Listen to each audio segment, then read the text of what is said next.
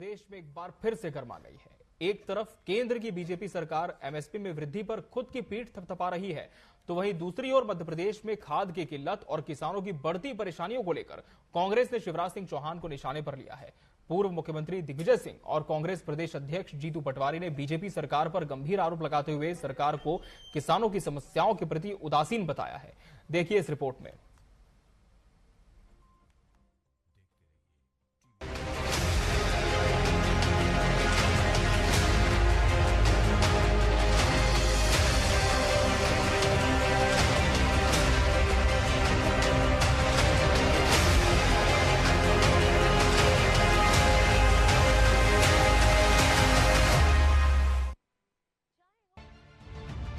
चाहे केंद्र हो या राज्य, दोनों सरकारों की नीतियां सीधे किसानों पर असर डालती हैं।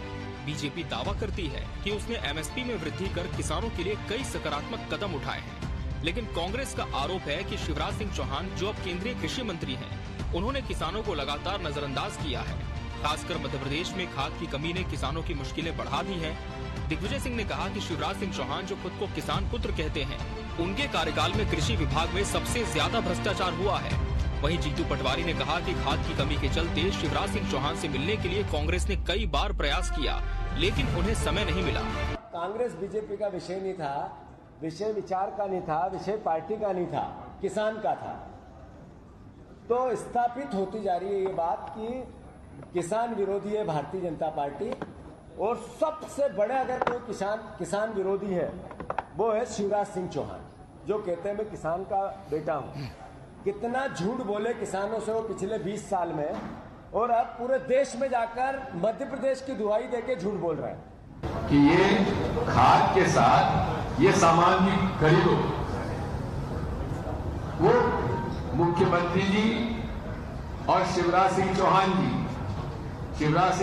जी जब ये आदेश आया था तब आप ही मुख्यमंत्री थे, उसका उल्लंघन आपने खुद ने किया है। और आज तो आप खुद कृषि मंत्री हैं, और आपके राज में आपने कृषि मंत्रालय को लूटा मध्य प्रदेश में। अब पूरे देश को आप कृषि मंत्रालय के माध्यम से लूटने तैयार हो गए हैं। वहीं केंद्रीय कृषि मंत्री शिवराज सिंह चौहान ने कहा कि केंद्र सरकार लगातार एमएसपी में वृद्धि कर रही है, जिससे किसानों की आय में सुधार हो रहा है। खाद की कहीं कोई कमी नहीं है और सरकार इस मुद्दे को लेकर पूरी तरह से सजग है। वहीं रबी फसलों के लिए 2025-26 सीजन में गेहूं की एमएसपी में 73% की वृद्धि को उन्होंने किसानों को आर्थिक रूप से मजबूत बनाने का अवसर बताया। रबी की फसल जो 6 मुख्य फसल होती है, उसके लिए न्यूनतम समर्थन मूल्य की आज घोषणा की है, और अब रबी की फसल के जो दाम हैं न्यूनतम समर्थन मूल्य के, गेहूं के, जौ, चना, मसूर, सरसों, कुसुम, उनके प्रति क्विंटल जो नई दरें हैं, गेहूं 2025-26 के लिए 2425 रुपया प्रति क्विंटल खरीदा जाएगा। ये मोदी जी की सरकार है, भारतीय जनता पार्टी की सरकार, जो गेहूं तो पूरा खरीदती है, लेकिन हमने फैसला किया अरहर, मसूर, उड़द जितनी आएगी सब खरीदेंगे। अब सवाल ये है कि क्या मध्य प्रदेश में वाकई किसान खाद की किल्लत सहित अन्य गंभीर समस्याओं से परेशान हैं, जिसका आरोप कांग्रेस लगाती है, या फिर सरकार के दावों में सच्चाई है। किसान पर राजनीति का ये दौर अभी थमने का नाम नहीं ले रहा है। Bureau report, TV 24 news. तो किसान राज, शिवराज पर प्रहार, आज इसी विषय पर हम चर्चा करेंगे और इसके लिए हमारे साथ खास मेहमानों का पैनल भी जुड़ चुका है। हमारे साथ बीजेपी प्रवक्ता राजपाल सिंह सिसोदिया जी जुड़े हैं। राजपाल जी, बहुत बहुत स्वागत है आपके इस चर्चा में। कांग्रेस से भी आनंद जैन जी प्रतिपक्ष का पक्ष रखें, उनका भी हम स्वागत करेंगे। लेकिन उसके पहले हम आपको बता दें कि जब मिनिमम सपोर्ट प्राइस को लेकर केंद्रीय कृषि मंत्री शिवराज सिंह चौहान ने अपनी बात रखी, उसके बाद से लगातार कांग्रेस भी हमलावर हो गई और कहा कि एक तरफ आप किसानों के हित की बात करने का दिखावा करते हैं, लेकिन दूसरी तरफ मध्य प्रदेश में ही किसानों की स्थिति इतनी दयनीय है कि खाद की किल्लतों का उन्हें सामना करना पड़ता है। लाइन में लगते हैं, लेकिन जब तक नंबर आता है तब तक खाद की बोरी खत्म हो जाती है। इसके साथ ही एक और आरोप कांग्रेस ने ऑन रिकॉर्ड ये लगाया है कि खाद के साथ साथ किसानों को जो दूसरे सामग्री है उसे खरीदने का भी दबाव बनाया जाता है। लेकिन इसमें कितनी सच्चाई है, आज इसी सच्चाई को जानने की कोशिश इस चर्चा के माध्यम से क्यों होगी, क्योंकि लगातार हमने देखा है कि चुनाव से पहले तो किसान कहीं ना कहीं सियासत का केंद्र बनते हैं, लेकिन लगातार इन पर बात होती है। हमारे साथ बीजेपी प्रवक्ता राजपाल सिंह सिसोदिया जी जुड़े। राजपाल जी, बहुत स्वागत है आपका। कांग्रेस प्रवक्ता आनंद जैन जी, प्रतिपक्ष का पक्ष रखेंगे। आनंद जी, आपका बहुत बहुत स्वागत है। वरिष्ठ भारतीय किसान यूनियन प्रदेश अध्यक्ष अनिल यादव जी भी इस चर्चा का हिस्सा हैं। अनिल जी, आपका भी बहुत बहुत स्वागत है।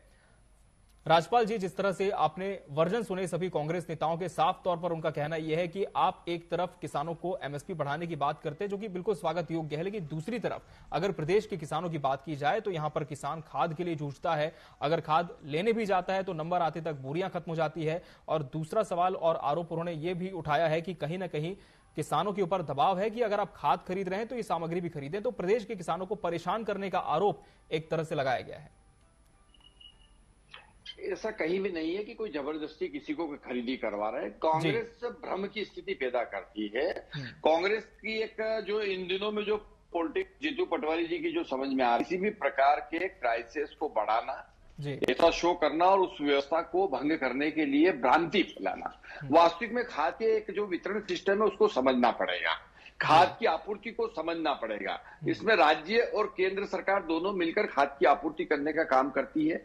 ये जो रासायनिक खाद है जिसको डीएपी बोलते हैं, एनपीके बोलते हैं, इसका इंपोर्ट होता है। इंपोर्ट भी उन कंट्रीज से होता है जहां पर युद्ध चल रहे हैं, पर उसके बाद भी हमारी देश की सरकार ने इस व्यवस्था को भंग नहीं होने दिया है। और ये वितरण जो होता है ये समय पे जरूरत की आवश्यकता के अनुसार होता है। इसका भंडारण, बहुत ज्यादा भंडारण नहीं किया जा सकता, बारिश में खराब हो जाता है खाद। तो इसलिए इसका भंडारण भी जो है एक्स्ट्रा नहीं कर सकते। ऐसा नहीं कि जितना लगेगा साल भर में इतना पहले से मंगा के रख दिया जाए, ये पॉसिबल नहीं है, क्योंकि वो खराब हो जाता है, किसान लेता नहीं फिर उसको।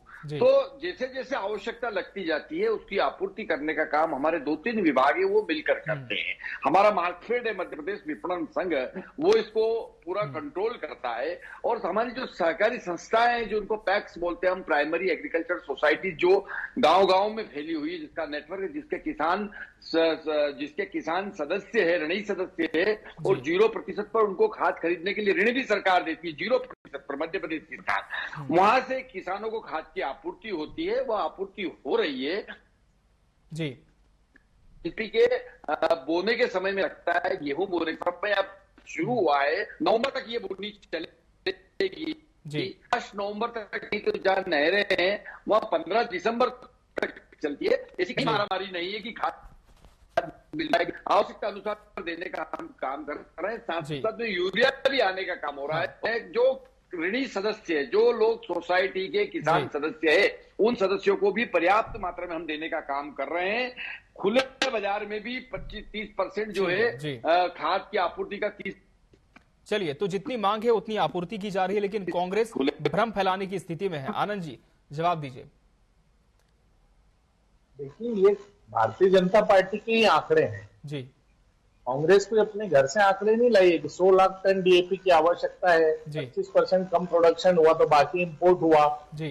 और इंपोर्ट, जैसा कि राजपाल जी कह रहे हैं कि इंपोर्ट पहले नहीं किया जा सकता। राजपाल जी, फिर अगर पहले इंपोर्ट पहले अगर नहीं किया जा सकता है तो हेलो जी आनंद जी, आपकी बात पहले अगर नहीं, राजपाल जी शायद कंटिन्यू बोल रहे हैं ऐसा। राजपाल जी, आपसे निवेदन है कि मैं फिर आपका रुख करूंगा, जवाब ले लेते हैं जी। आनंद जी, तो ये आंकड़े तो भारतीय जनता पार्टी की सरकार की हैं कि 100 टन डीएपी लगती है और 20-30% प्रोडक्शन कम हुआ, बाकी इंपोर्ट होता है। तो इंपोर्ट की प्लानिंग में फेल रही भारतीय जनता पार्टी जी। उसके बाद इस वर्ष मध्य प्रदेश में 16 लाख टन की आवश्यकता थी, 32,50,000 टन की आवश्यकता थी और उपलब्धता 16 लाख टन है जी। उसके बाद आप चले एनपीके फर्टिलाइजर पे, 9 लाख टन की आवश्यकता और उपलब्धता 3 लाख टन की है। यूरिया की बात करें तो 22 लाख टन लगता है और उपलब्धता 10 लाख टन की है। तो ये उपलब्धता के आंकड़े तो सरकारी आंकड़े हैं जी। तो सरकार अभी तक क्या सो रही थी? जीतू पटवारी जी का आरोप सही है कि अगर आज आप इंपोर्ट भी करते हैं उसमें 3 महीने लगते हैं। तो अगर आपने पिछले वर्षों का अगर आकलन किया होता या आपके पास वस्तु स्थिति प्रदेश की रही होती तो आप उतना इंपोर्ट करते जी, उतना प्लानिंग करते। ऐसा तो नहीं है कि आज आवश्यकता और इंपोर्ट करेंगे। तो इंपोर्ट करने में भी राजपाल जी सिसोदिया बीजेपी प्रवक्ता को बता दो, लगभग 90 दिन की प्रोसेस होती है।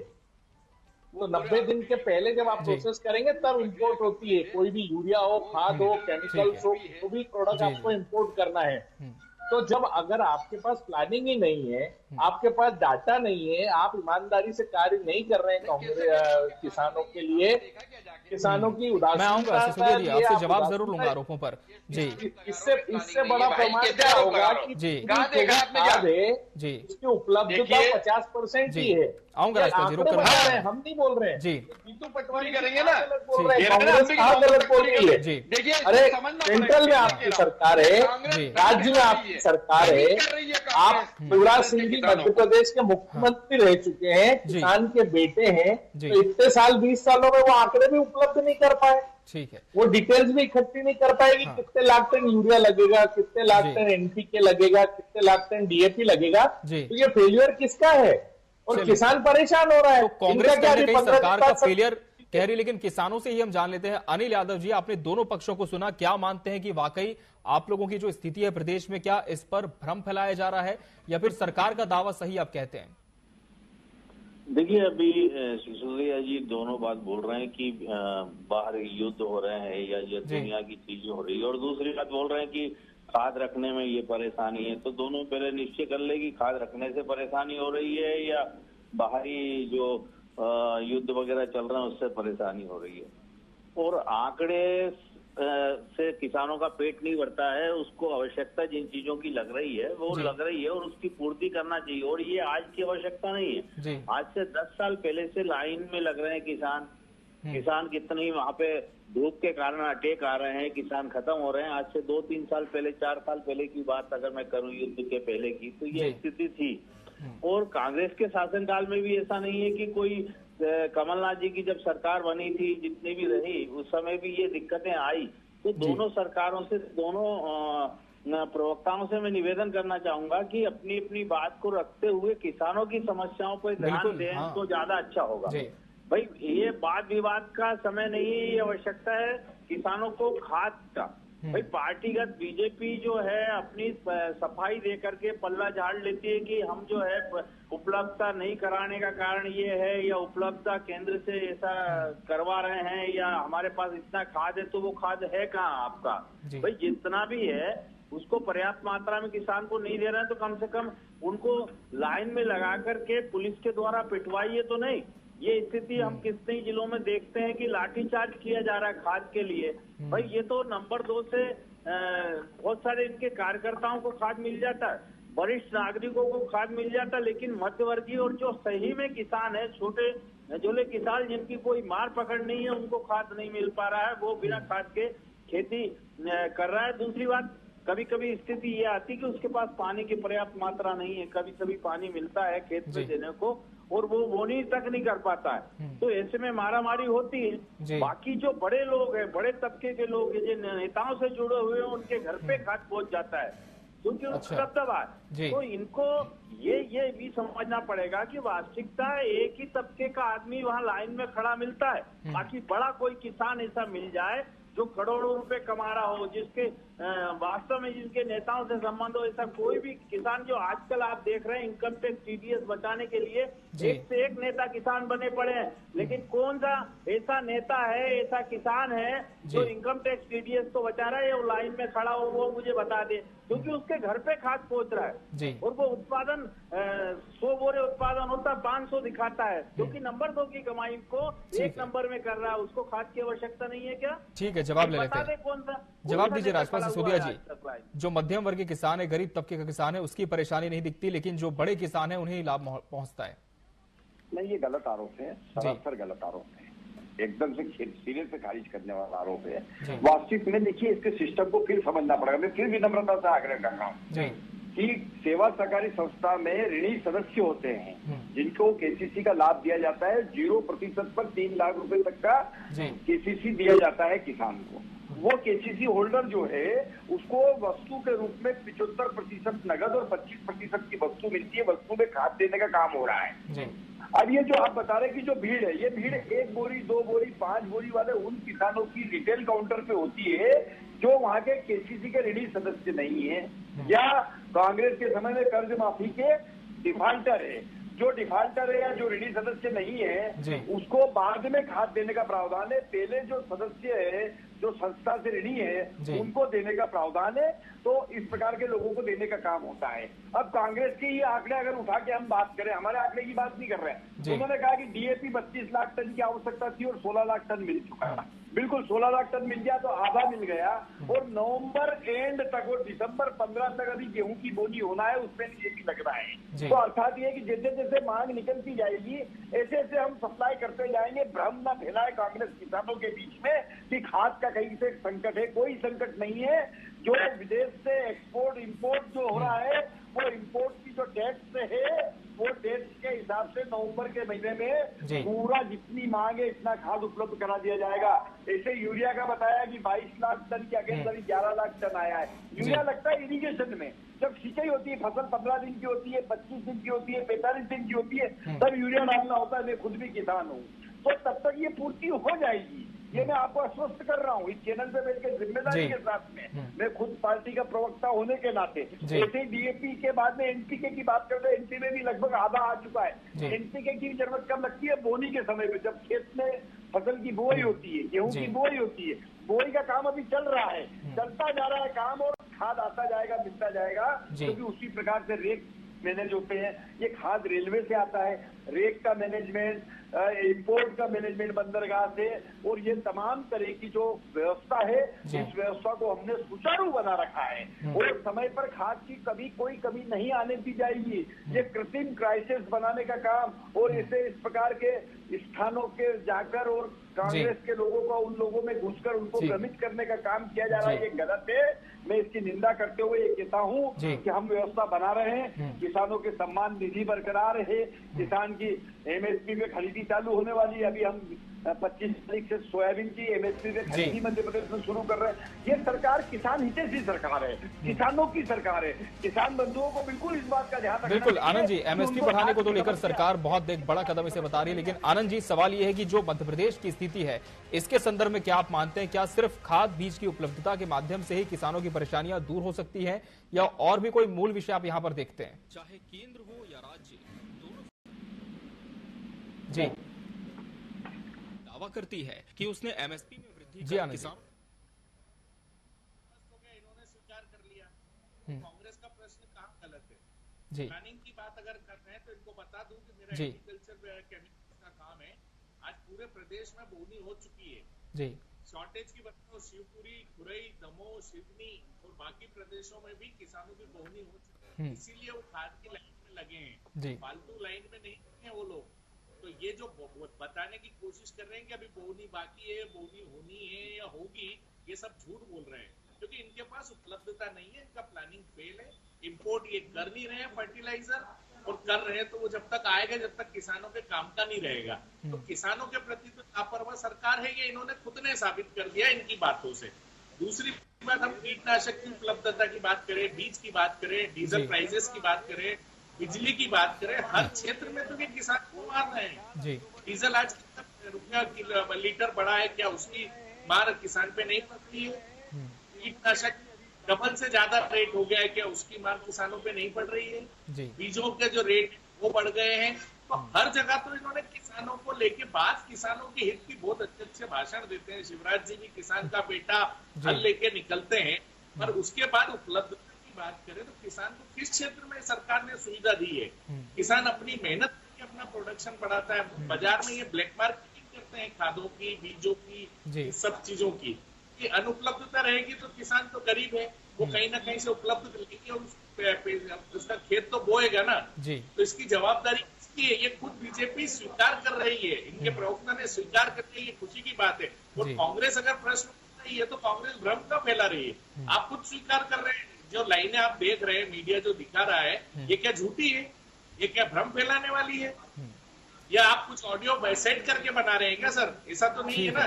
तो जब नहीं है तो ये देखना क्यों नहीं? बिल्कुल, खैर राजनीति तो उस पर लगातार होती है, लेकिन आज हम किसानों पर ही फोकस कर रहे हैं। अनिल यादव जी, क्या मानते हैं कि किस तरह के कदम अब शासन प्रशासन स्तर पर उठाए जाने चाहिए ताकि इस तरह की जो घटनाएं बार बार सामने आती वो ना हो? और क्या इस कार्यक्रम के माध्यम से कोई अपील आप सरकार से करना चाहेंगे?